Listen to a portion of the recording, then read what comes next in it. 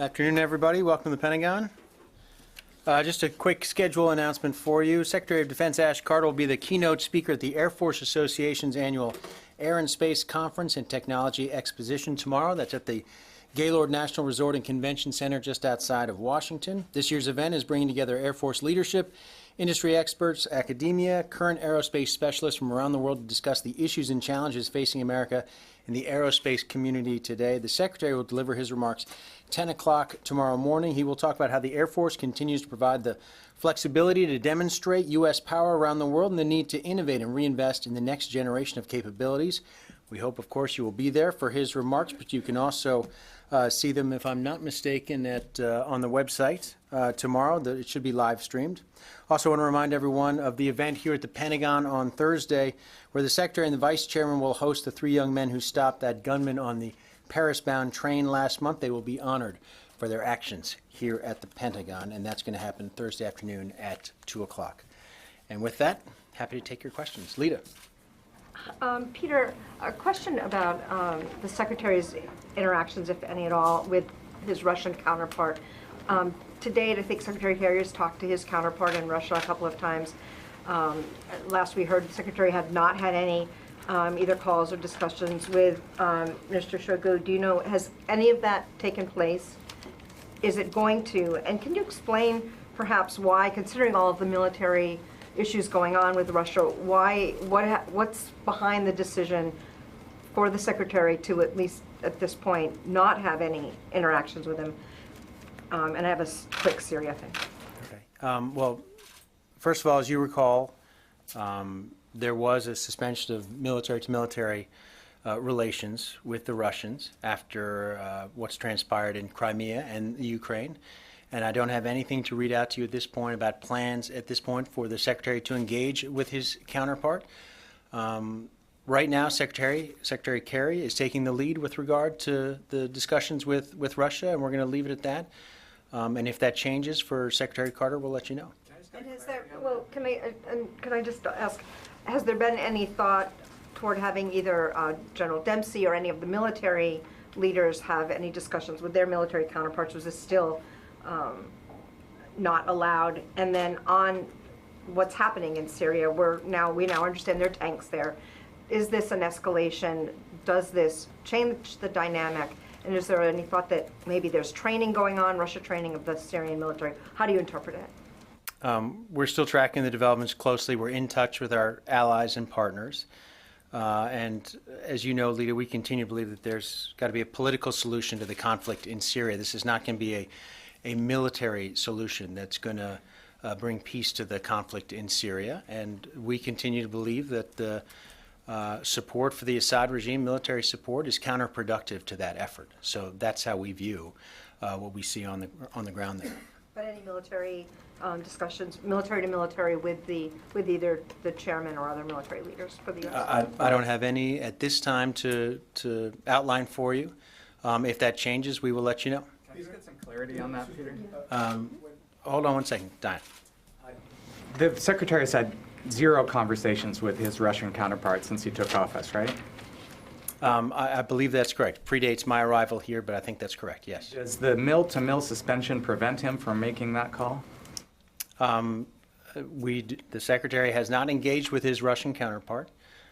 We have had our challenges with our relationship with Russia over the last few months, of course. You've documented that yourself.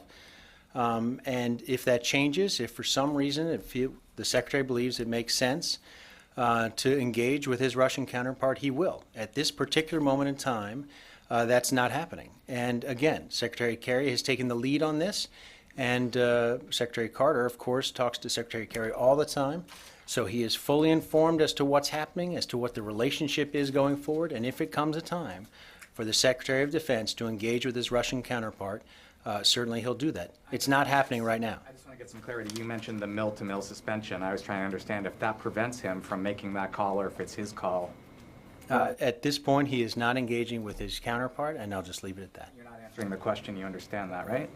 I'm just explaining exactly where we are at this particular moment in time. But that's actually a pretty easy yes or no question. Is the Secretary, is there a reason, something that specifically prohibits the Secretary of Defense from phoning his Russian counterpart? It's just a yes or no question, that's all. Right now, there isn't anything, but it's not happening at this particular moment in time, and if that were to change, we'll let you know. And then also just on Lita's, go ahead, Aldo. Okay, let's just to be clear, you are saying, or is it correct that you are saying there is nothing that prevents Secretary Carter from telephoning his Russian counterpart? I'm just telling you that the secretary is not telephoning his Russian counterpart. If that were to change, Barbara, we'll let you know. No, I'm sorry, I think you said to Courtney, Yeah, there's yes, nothing that there was There's nothing to prevent it. That's correct. There is nothing to prevent it. Yes. Why has Secretary Carter, what is his thinking, what is his reasoning that he believes it does not make sense for him to call? Why is he not doing it? We have had our differences with Russia over Ukraine, over a host of other issues, Syria included.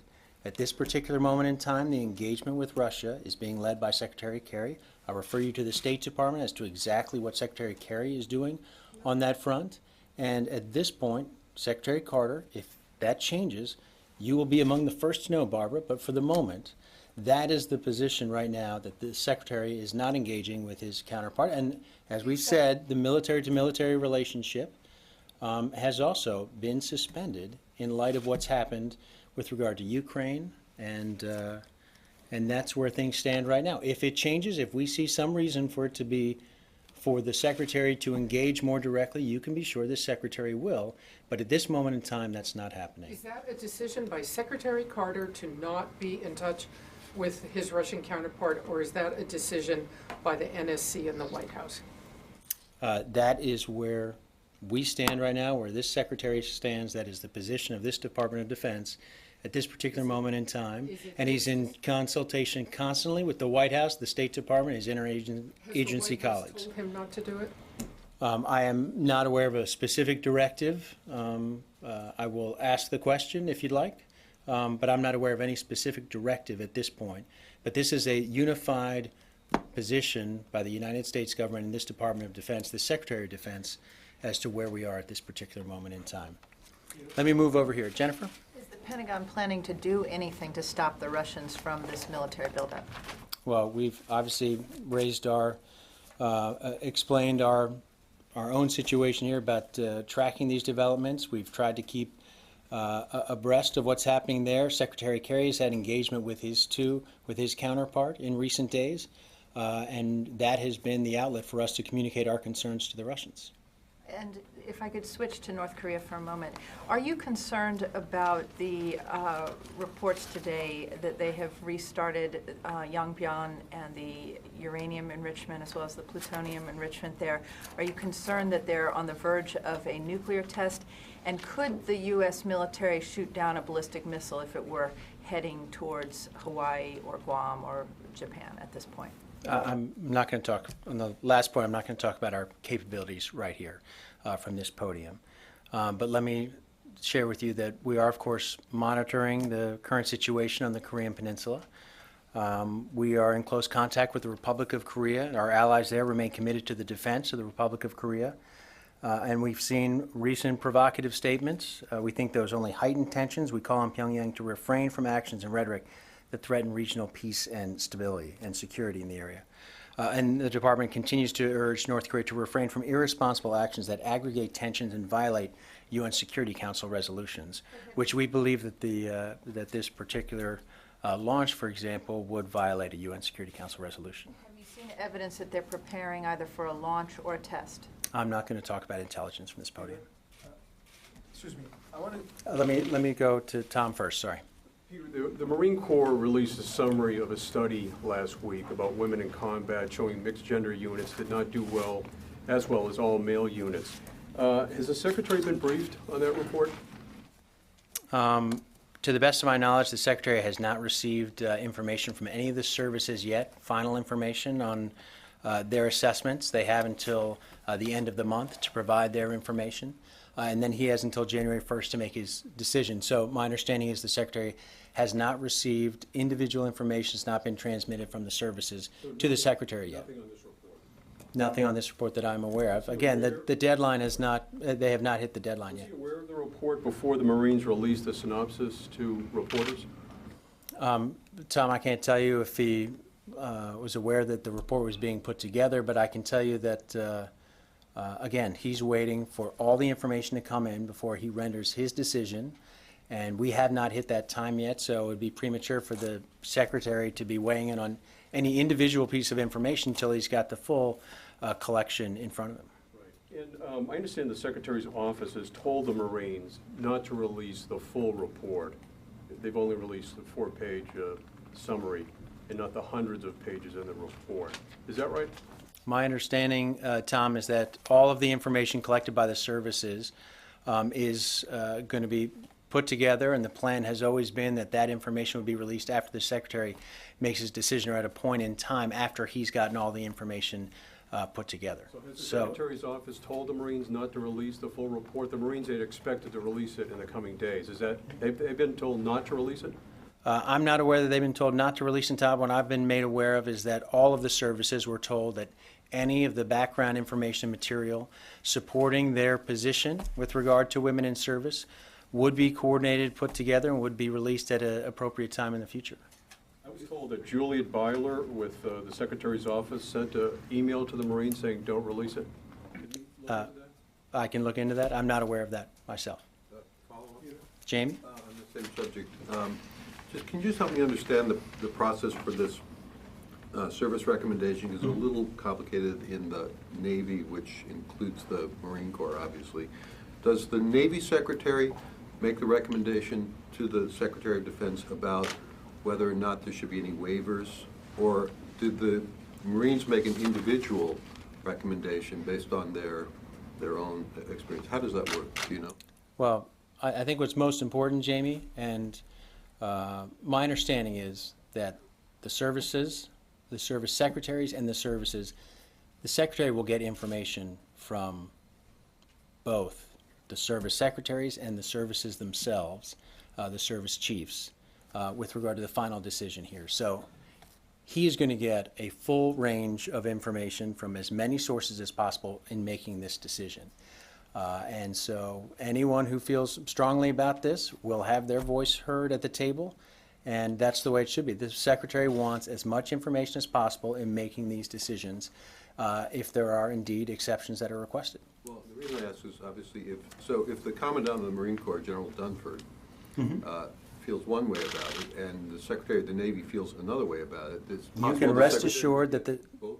that you can rest assured that this Secretary of Defense wants the input and views from as many people as possible, and that those voices will be heard. Well, I also thought that originally that these recommendations were going to go through the service secretaries, but it sounds to me like you're saying that all of the service chiefs. Procedurally, that may indeed be the case, but what I'm telling you is that the Secretary will hear input from as many people as possible in making this decision. So if someone's voice is out there, they will be heard in this decision. So he's going to hear from a whole host of people, some of whom may disagree on some points. Let's go, sorry, Joe, I promised you in the back. I want to go back to what we just said about the political solution in Syria. This is not the first time you're mentioning that. Are you able to explain to us, to highlight, what do you mean by political solution? And will this political solution include the Assad regime? Could you address that, please? I think it's best, a lot of what you're talking about is the diplomatic side of this equation, which falls to my colleagues over at the State Department.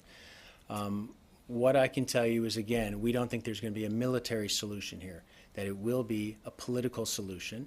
And we are encouraging, again, the Russians to consider that in their efforts in Syria as well. Anything that can be done to promote that political resolution we think would be important, and we do not think a further military support for the Assad regime is constructive to that effort. In fact, it's counterproductive.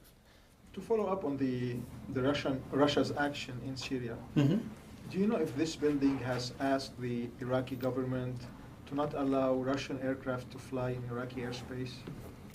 The diplomatic negotiations between countries, these are engagements. I'm going to refer you to the State Department because they're having our conversations with our allies and partners in the region on these issues. So, Joe's question sure, Lucas. is, is there anybody in the Pentagon that is drafting plans to stop Russian flights from entering Syria? Again, diplomatic negotiations of the kind I just discussed with Joe are happening with the State Department, with our allies and partners in the region. And I'm not going to get into those diplomatic negotiations from here. It would be inappropriate for me to talk about it from this podium. I'm not talking about diplomatic negotiations. If the Pentagon sees these Russian flights as you say, counterproductive, shouldn't you outline from that podium steps that if Russia takes, that they will meet some consequences? I'm not going to talk about red lines up here from this podium. We've made clear what we think with regard to the military support for the Assad regime. We don't think it's productive for a political solution in that country, and we can't be much clearer than that. And so I don't think it makes sense for me to get into, again, the diplomatic side of this conversation, which falls to my colleagues at the State Department. But if President Putin says that the flights will continue into Russia, his foreign minister said the same thing yesterday. Into Syria, excuse me. What is stopping the Russians from making these flights if all they hear from Washington is it's counterproductive? We've made our position clear. My colleagues at the White House and State Department can explain their part of this equation as well. We think the Russians should be aware of our position on this. And again, if there is an opportunity for them to play a constructive role here in the effort against ISIL, then by all means, we think there should be that opportunity. But right now, we don't see that in terms of the actions the Russians are taking right now. What is your position, what is the Pentagon's position on if the Russians start airstrikes in Syria, how, if you're not having conversations mill to mill, are you deconflicting the airspace? And is there any talk now of setting up a no-fly zone in the north? Well, first of all, we're not talking about deconfliction because there's nothing to deconflict at this point, so I'm not going to get into hypotheticals that we have not yet seen. So, and I'm going to leave it at that. Yesterday, the head of Air Force in Europe, U.S. Air Forces in Europe, talked about Russia has these new anti-aircraft capabilities that are state-of-the-art and all the concerns in Europe because of that. Are you seeing any of that in Syria? And is there any kind of new threat to coalition aircraft that are flying over Syria right now with this new Russian presence on the ground? It's not. I'm not asking about intelligence. I'm asking about You sort of are. Okay. I'm asking about, Okay. is there any, does the Pentagon, does U.S. military recognize any new threat against coalition aircraft that are flying because of the Russian presence on the ground? Again, we're tracking the developments closely. I'm not going to get into intelligence assessments from up here. You can be sure that our coalition aircraft, U.S. aircraft flying into Syria, will take into account everything that we see as a potential threat. And I'm not talking about what we see specifically with the Russian presence in Syria. I'm just talking in general. We are, those coalition aircraft, everything is being done to reduce the threat to our crews, and that's understandable, and that's going to continue to be the case going forward. Everything's being done, including talking to the Russians to make sure you deconflict any flights with them? We're not talking about deconfliction right now because we're not seeing those flights at this moment in time, and we're not talking about hypotheticals at this point. So, I promise down here, sorry.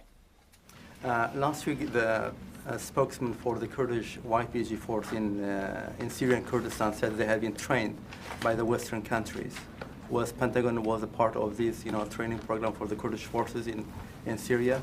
And also, as you review your strategy in Syria, are you planning to equip and train the Kurdish forces in Syria? Yeah, we're not training any forces in Syria. We've said that from this podium in the past, and so I can just tell you that that's not a U.S. effort. We are training moderate Syrian forces, opposition forces outside of Syria. We've talked about that, and that's where our effort stands at this point. Are you willing to include Kurds, like Kurdish fighters, into this training and equip program? We're working with a range of opposition forces, and we will continue to do so going forward. So can you update us on, on the operational level, what kind of cooperation do you have with the Kurdish YPG on the ground, except the airstrike? Is that you are doing in support of them? I'm just going to, again, maintain that we are working with a range of different groups on the ground, and are going to continue to do so going forward. We're looking for help and support from a range of forces that are bringing the fight to ISIL, and going to continue to do that going forward. Tara? Thanks, Peter. If Secretary Carter isn't carrying any mill-to-mill conversations with his Russian counterpart, is Secretary Kerry communicating any sort of military concerns this department might have about added risks to its pilots? And then I have one follow on tomorrow's ceremony. I'm going to refer you to the State Department for questions about what Secretary Kerry may or may not be saying to his Russian counterpart. And your follow-up, sorry? Okay, on an unrelated note, tomorrow Airman First Class Stone will be awarded both the Purple Heart, which is typically awarded for combat injuries, and a non-combat medal. And my question was, what is the thinking behind awarding the Purple Heart? And is the department at all considering an expansion on what defines a combat injury given the expanding war on terrorism? First of all, the service secretaries have the authority to determine the most appropriate award based on criteria. In this case, it was Secretary James who decided that he qualified for the Purple Heart. And I'm not aware of any consideration for changing the definition, if you will, for combat zone. This is a particular instance in which Secretary James has made that decision on her own based on the circumstances that she was made aware of. Do you know if there were several airmen who were shot in Germany on a bus? I'm sorry, I don't remember exactly when it happened. They, I don't believe, were presented the Purple Heart. Is there any? Is there any? Are you going to look back now, or is DoD going to recommend that the Air Force look back on that? It was. I mean, it was a similar situation in that it was not a combat zone. They were killed, and again, it was someone who was, claiming to be a terror. I obviously wasn't here when that incident happened, but happy to go back and check and see what happened in that particular case. I'm not completely aware of what happened, but this, again, was a decision made by Secretary James based on the information that she's received about the incident itself, and that, in her view, that he had qualified for this. Peter, do you know if the U.S. has declared or decided that this was a terrorist event? I know that France did, but did the U.S. independently determine that, yes, indeed, this was a terrorist event? The Secretary has made a decision based on her understanding of the circumstances, but this was an investigation, of course, that the French had been taking the lead on, but it was up to her discretion to determine the facts as she saw them, as I understand it, in making this determination. Let me go right here, Christina, and then I'll move over. Thanks, Peter. Can you talk about the effect of a continuing resolution or a shutdown on this department, program-wise, and especially the workforce here? Well, continuing resolution is not the way we want to do business here at the Department of Defense. And I know that budget certainty is something that this Secretary has talked a lot about, and about the need to get budget certainty on behalf of the warfighter. So this department can plan, and we can do training, we can do the basic blocking and tackling of providing the nation's security, so we can have programs, procurement programs, continue to move forward. A continuing resolution, I can tell you, is not the best way to do that, to provide budget certainty. That being said, we see the budget reality on the wall right now, and trying to deliver the message as best we can that ultimately a long-term budget is critical for this department going forward, critical for the warfighter going forward, and anything that we can do to try and encourage that we'll do as this budget process plays out. And are there plans in case there is a shutdown as far as the workforce and other programs, or in the case of a CR? We're not going to, right now we're hoping for, again, budget certainty going forward.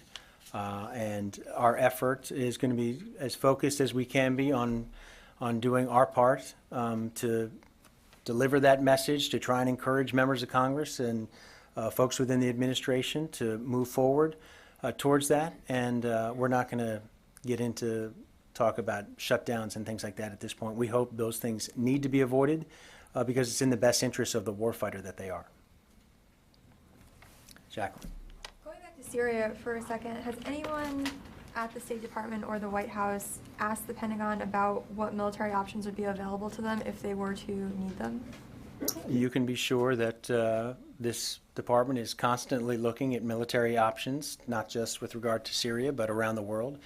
And it, doesn't need a request from the State Department or the White House for this building to always be looking at contingencies. That's what this building does. And so I think it's safe to say that we're tracking the events carefully, closely, and if something needs to change going forward, then we'll be prepared to take those contingency steps. But there's nothing formal that I can tell you about at this point in time in terms of requests that we've gotten from anyone. So let me move over here. Yes. Whoops, sorry. Damaging the building. Going back to the military suspension. Sure. I'm sorry, excuse me for my ignorance, but this is a formal policy by the Defense Department. And secondly, do you know if Russia has reached out to the Defense Department here to try to, come to some kind of agreement in that suspension? Yeah. First of all, I can't speak for the Russians. I'm not aware of any direct contact, but I refer you to the Russians to ask that question. And again, some of this predates my arrival here as well. But this is the place we've been for some time now, and if it changes, we'll let you know. So as soon as Crimea was annexed, then there was a Defense Department If you policy. want, I'm happy to go check the exact date. Again, it predates my arrival here at the Pentagon, but we can track that down for you. Yes. How are you? The question is, where do you put now military-to-military relationship between the United States and India? And next week, both countries will have a strategic dialogue in Washington, D.C. Big team is coming, of course, at the highest level from India. So what role do you think Secretary and the Pentagon will play in that strategic role? And overall, how are the relations between the two largest democracies? Well, I know that, of course, the relationship between the two largest democracies is something that President Obama and others have talked about sometime when we had the Prime Minister's visit here. And I can tell you that the Department of Defense is going to do what it can to further that relationship. But I'm not going to get into specific details about the military-to-military relationship and how that might change going forward from right here. You think Secretary is planning any next visit to India, or Indian Defense Minister coming? If we've got travel to tell you about, we'll be sure to tell you about it. I don't have anything to tell you about right now. Thank you, sir. Nancy. An Egypt question. As you know, the Egyptian military was involved in an incident in which at least 12 Mexicans were injured or killed, and a number were injured, and reportedly including one U.S. citizen. The presumption is that the helicopter used was provided by the United States. Can you offer us any clarity on that? And also, are there any concerns out of this department about U.S. provided weapons being used in Egypt in a way that some would argue was reckless and is leading to the deaths of civilians, not only in this incident, but in the Sinai? I'm not aware of the exact kind of helicopter that was used in this incident. I can try and track that down if it was an American-made helicopter. Obviously, the United States, the Department of Defense, is always concerned when we hear about civilian casualties and military incidents. This case is no different. This is a tragedy, what took place there. And you can be sure that the Department of Defense will continue to encourage Egypt and anyone else using military equipment that was supplied by the United States to take the utmost care to avoid civilian casualties whenever possible. And I appreciate you taking the question about whether it was a U.S. helicopter. In addition, can we find out if there was a camera on that, and if it's somehow automatically turned on, if you will, when the helicopter is running, or is it something that's sort of manual? I'll refer you to the Egyptian government, the Egyptian military for that. It was their helicopter. If it's U.S. provided, if you could give us those additional details as well. Well, I'll see if we can, but my guess is that's going to be something you're going to have to get from the Egyptians since they own the helicopter. So, James. Thank you, Peter. I want to go back to U.S.-Russia relations.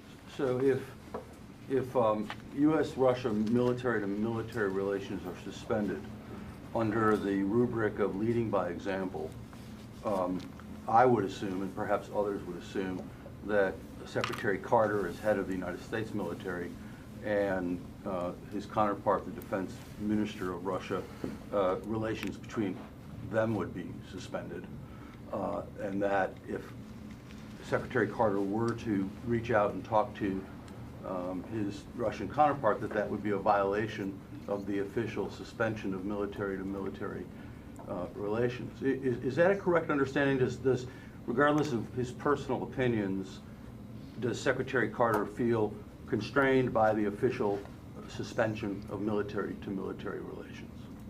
I don't think Secretary Carter feels constrained by anything at this point, and if it becomes time for the Secretary to engage with his counterpart, he'll do so. At this point, the decision has been made that that's not happening. So we're going to. So he could contact his Russian counterpart while relations were still suspended between the two militaries. Is that right? I'm just going to restate where we are right now. The Secretary has not engaged with his Russian counterpart. We have that military-to-military suspension, and if that were to change, you will be among the first to know. I got time for one more. Back here. Some U.S. military officials have told some news outlets that the Russians had several T-90 tanks, howitzers, dozens of armored personnel carriers, and 200 Marines, and housing for as many as 1,500 personnel at the airfield in Latakia. Do you confirm these reports? I cannot confirm those reports. I'm just sorry. Is there a specific reason for you not to, while the military officials are giving these informations without giving name, and the Pentagon at the podium or on the record? I'm not going to get into intelligence assessments from up here. We've relayed our, obviously, the fact that we're tracking this carefully, and going to leave it at that for now. We still believe, again, that military support for the Assad regime is counterproductive to the ultimate goal of a peaceful resolution in Syria, and so we will reiterate that once more. One more. China. Lucas, you get the last word. Ahead of the Chinese premier's visit to Washington, there's new information that this stolen OPM data is being improperly used to build profiles on Americans. Is the Department of Defense confident that tracking a few years of credit reports is enough? In terms of the employees? Exactly. Obviously, we have concerns about this particular incident and the exposure suffered by federal employees, potential exposure here. So we're going to do everything we can to make sure that all of their personal information is protected as best we can.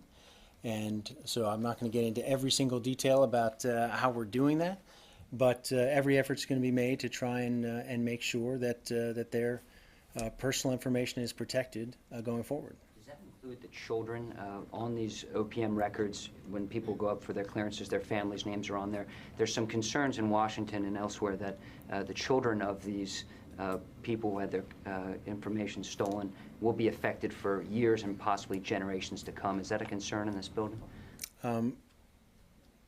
Again, this incident, obviously a concern. We've treated it very, very seriously. I'm not going to get into all details about what may have been, if you will, put at risk. Every effort's going to be made to make sure those people are protected and that they do have some opportunity to protect their information going forward and to monitor their information going forward. And I'll leave it at that. And that obviously includes family members as well. This is going to be a wide-ranging effort on the part of the federal government to try and address this. And again, it's an unfortunate situation. We're trying to do the best we can to help those those employees, those federal employees who may have been caught in the crossfire here. Is China still the leading suspect? I'm not going to discuss at this point who we think may be responsible, but again, serious situation, and we're treating it that way. So, thanks everybody. Thank you.